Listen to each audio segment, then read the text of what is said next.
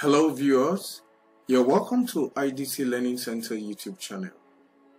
We'll be looking at WAEC physics question and answers for those of you preparing for your WAEC 2022. This video is special for you because the questions cut across past questions for different years. Let's look at the first question. WAEC 2021, question 1. Which of the following quantities is not an example of force? A. Mass, B. Tension, C. Weight, D. Friction. The right answer is A. Mass is not an example of force. Mass is not a force. It is simply a measure of how much matter is in an object. Weight is a force acting on that matter. Question 2, WAEC 2022. In collision between two objects, kinetic energy is conserved only if A. One of the objects was initially at rest, B. Potential energy is converted to work, C. The collision is inelastic, D. The collision is elastic. The right answer for number 2 is D. Take note, in collision between two objects, kinetic energy is conserved only if the collision is elastic. Question 3, WAEC 2019. The time rate of increase in velocity is called, this is very common, acceleration. Acceleration is the time rate of increase in velocity. Question 4. The reason for laminating the soft oil core of a transformer is to A. Reduce eddy current, B. Reduce magnetic flux, C. Increase the magnetic flux, D. Reduce its efficiency. The right answer is reduce eddy current, which is A. Okay. Laminated iron core means insulating layers glued compact. Now the cores are laminated to reduce eddy current. Question number 5 from WAEC 2020. The quantity of motion of a body is its what? What is the quantity of motion of a body? A. Acceleration, B. Displacement, C. Momentum, D. Velocity. What do you think is the right answer? The right answer is momentum, which is C. So, momentum is the quantity of motion of a body. Question 6 from WAEC 2019. Which of the following quantities is a vector? A. Volume, B. Momentum, C. Energy, D. Speed. The right answer is momentum again, which is B. Well, the right answer is momentum because momentum is equal to mass times velocity. We all know that velocity is a vector having a definite direction and magnitude. Since momentum is mass times velocity, and velocity is a vector, it simply means that momentum is also a vector because it has the same direction as the velocity, which is a vector. Question 7. Formation of hydrogen bubbles at the cover plate of a primary cell is called what? Is it polarization, back EMF, electrolysis, or local action? The right answer is A. Polarization. Please watch this video till the end. A lot of calculations are also coming your way. Polarization. I want you to know that the hydrogen bubbles which are clinging over the surface of copper electrode anode Because a thin film of hydrogen over the copper electrode J2. I don't spoil things. Question 7. Formation of hydrogen bubbles at the copper plate of a primary cell is called what? A. Polarization. B. Back EMF. C. Electrolysis. D. Local action. The right answer is A. Polarization. Question 8. The volume of a fixed mass of gas varies inversely as the pressure on it, provided the temperature is constant. This is one of the most common laws in physics and chemistry. The right answer is C. Boyle's law. Yeah. Question 8 just stated Boyle's law. Question 9, WAEC 2019. In an elastic collision, momentum is conserved as well as A. Velocity, B. Kinetic energy, C. Potential energy, D. Speed. The right answer is kinetic energy, which is B. An elastic collision is a collision in which there is no net loss in kinetic energy in the system as a result of the collision. But momentum and kinetic energy are conserved quantities in elastic collisions. Just take note of that. Question 10. Opening in the eye through which light passes to the retina is called the A. Pupil. Oh, that's already the answer. The right answer is A. Take note of that. Question 11. Which of the following machines does not apply the lever principle? A. Claw hammer, B. Wheelbarrow, C. Single pulley, D. Sugar thumb. The right answer is C. Single pulley. Question 12, WAEC 2019. Which of the following instruments can be used to compare the magnitude of charges on two given bodies? A. Electrophorus, B. Ebonite rod, C. Gold leaf electroscope, D. Proof planes. The right answer is C. Gold leaf electroscope. Okay, now let's look at question 13. Question 13 says, a heat-sensitive resistor made of a semiconductor is called A. Thermometer, B. Thermostat, C. Thermistor, D. Thermopile. The right answer is C. Thermistor. Thermistors act as a passive component in a circuit. They are an accurate, cheap and robust way to measure temperature. Take note of that. Question 14 from WAEC 2020. The average distance moved by a molecule between collisions is called A. Molecular distance, B. Intermolecular distance, C. Mean distance, D.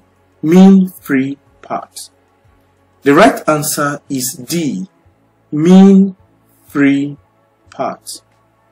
The mean free path is the average distance traveled by a moving particle, such as an atom or molecule, between successive impacts. Take note. Okay, let's look at the first calculation, question 15. Question 15 says, a body of mass 2 kg is released from a point 100 meters above the ground. Calculate its kinetic energy 80 meters from the point of release. You know that Okay, I'm going to use all the space on the screen. Question 15. Kinetic energy, the formula for calculating kinetic energy, equal to 1/2 mv square. Take note of this. In this formula, m is the mass, v is the velocity. Also, from Newton's third law of motion, we already know that v square equal u square plus 2as. I'm sure you are familiar with this as well. Now, if the body or object is falling under gravity, the relationship changes. This a that stands for acceleration will change to g, which is acceleration due to gravity, and the other s I'll represent it with h. In this question 15, since the object released at an initial height of 100 meters falls 80 meters, so I can say, oh, that's free falling under gravity. So the formula to use is what I have written. Let's go back to the question. A body of mass 2 kg is released from a point, so the initial velocity, which is this u, is 0. Is released from a point 100 meters above the ground, so the initial velocity is 0. It's only the final velocity that I know.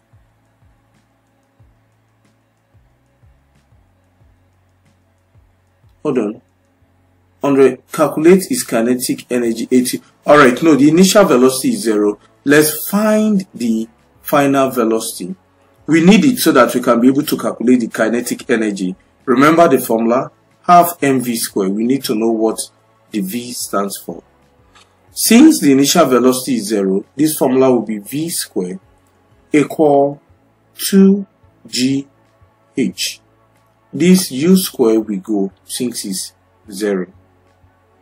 Okay, to get the velocity, the v, or the final velocity now, it will give me 2 times acceleration due to gravity is always 10 meters per second,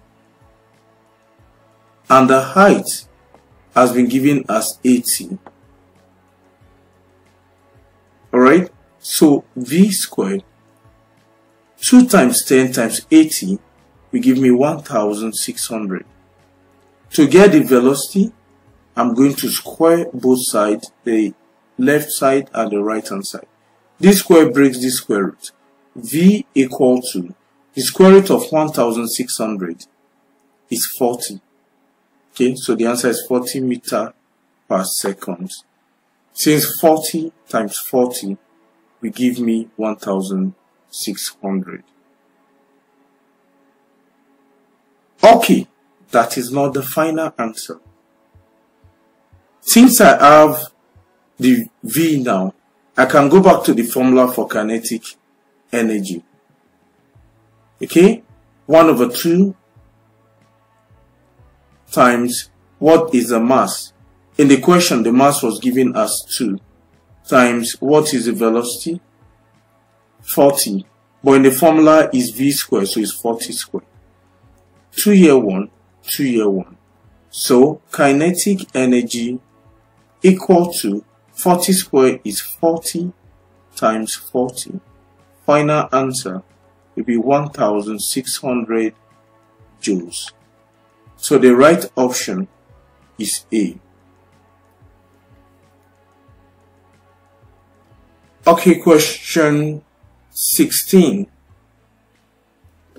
A metallic sphere is heated from 27 degrees Celsius to 200 degrees Celsius without change of state. Which of the following changes would have resulted from the heating? A. No changes occur in its volume and density. B. Its volume increases and its density increases. C. Its volume increases and its density decreases. D. Its volume increases without a change in density. The right answer is C. Its volume increases and its density decreases. I want you to know that if a metallic sphere is heated from 27 degrees Celsius to 200 degrees Celsius without a change of state, the following changes would have resulted from the heating. Number 1. The volume will increase because of the cubic expansivity of the sphere. Number 2. The density will decrease because density is inversely proportional to the volume. Alright, so you can now understand how I got my answer. Question 17, taken from WAEC 2020. An electrical device has 50 turns in its primary coil and 20 turns in the secondary coil. The device can be A/N A. Step-up transformer, B. Step-down transformer, C. DC generator, D. AC generator. The right answer is B. Step-down transformer. In a step-down transformer, there are more turns in the primary coil than in the secondary coil, and more current flows in the secondary circuit than in the primary. Take note of that. Question 18. We have the second calculation for the day. Question 18 is taken from WAEC 2019. Calculate the quantity of heat needed to change the temperature of 60 grams of ice at 0 degrees Celsius to 80 degrees Celsius. The specific latent heat of fusion of ice has been given, and the specific heat capacity of water has been given as well. The first thing we need to do, I'm sure you can convert 60 grams. We need to let the mass of the ice, which is 60 grams, change it to kilogram. That's divided by 1000. It will give you 0.06. So we are going to start by, let's look for the heat. The heat needed to change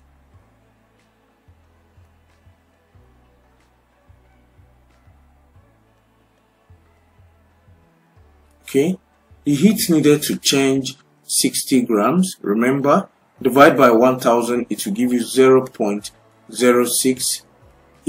That's how to change from grams to kilogram of ice at 0 degrees Celsius to water at 0 degrees Celsius. All we need to do is to multiply the mass, 60 grams, which is 0.06 kg, multiplied by, remember this is the mass of the ice, multiplied by the specific latent heat of fusion of the ice as well, which is 3.36 times 10 raised to power, 10 raised to power 5.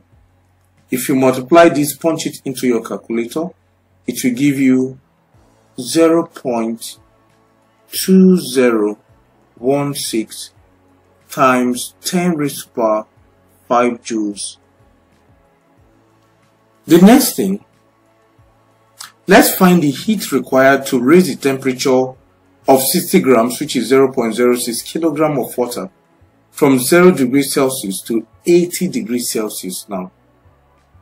To do this, we need to multiply the mass of the ice, which is 0.06, times the specific heat capacity of water, which is 4.2 times 10 raised to power 3, and then times the new temperature, which is 80. If you multiply these three values, you have 20.16 times 10 raised to power 3. If I move these 1, 2, it will give me 0.2016. Since I moved 2 places, it will increase the exponent or the power of 10, which is 3. It increases from 3, that's 3 plus the 2 places I move, it becomes 5. Okay, now the total heat needed. Total heat needed equal to 0.2016. That's this first one. Add them together, and the second plus 0.2016. Okay, both are raised to 10 raised to power 5. Alright, so this will give me 0.4032 times 10 raised to power 5, which equal to 40.32 kilojoule. Okay, so the right answer is C, 40.32. Alright, let's look at question 19.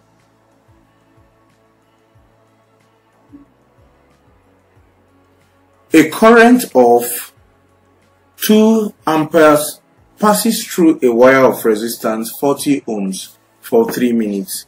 Calculate the energy lost. Ohm's law states that power equals current squared times resistance. So let me write it. Ohm's law states that power equal to square root of current times resistance.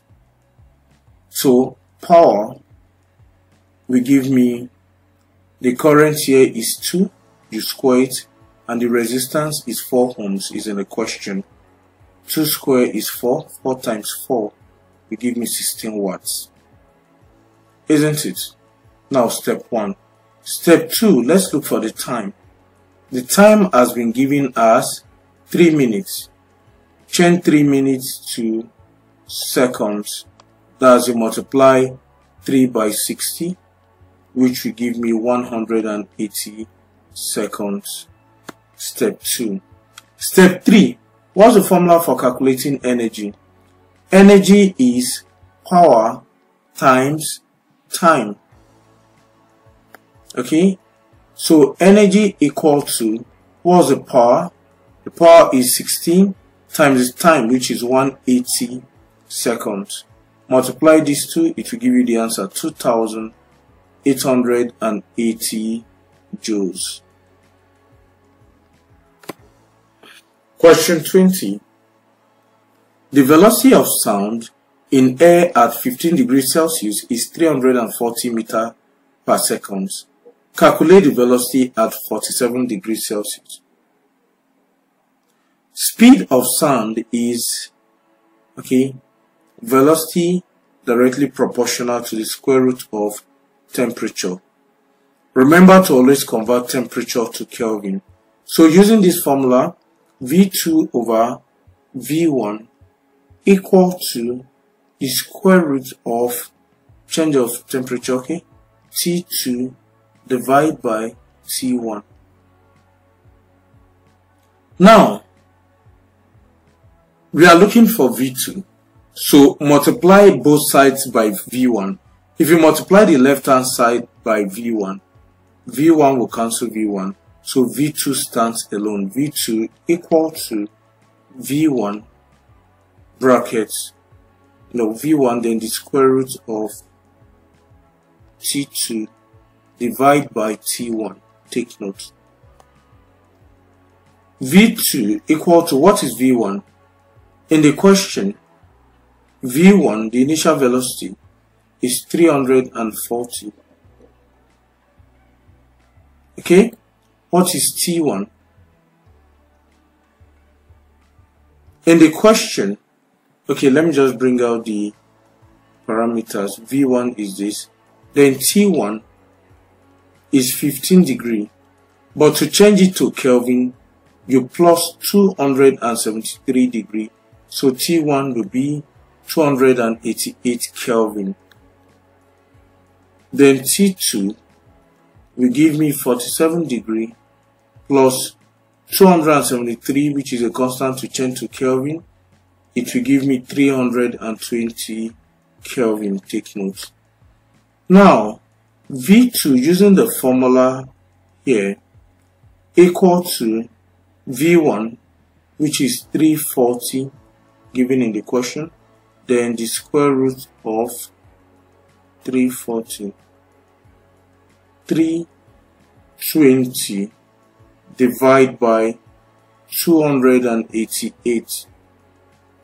Okay, the final answer will be 358 meter per second. So the right answer is C, 358 meter per second. Take note of that. Alright, let's look at question 21, but I need to clean the board so that we can have space for that. Feel free to take this video back if you are confused anywhere. Okay, let's take question 21.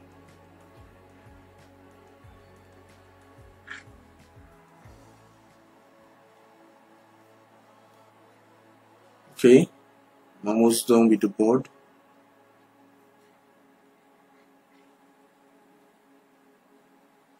I'm almost done.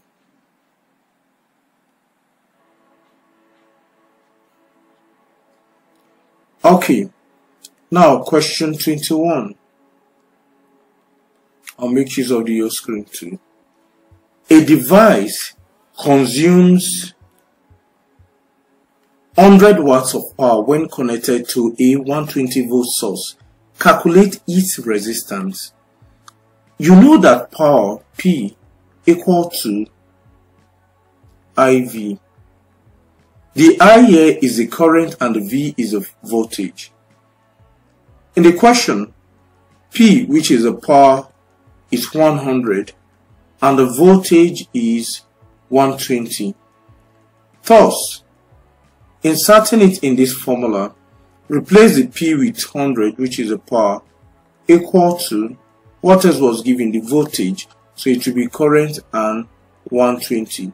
To get the current, what do? Divide both sides by 120.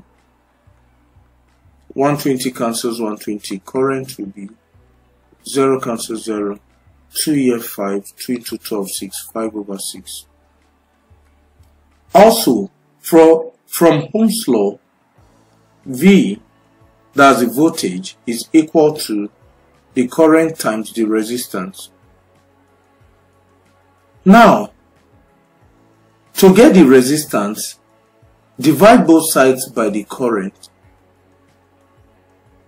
The current cancels this current. So resistance is voltage divided by current.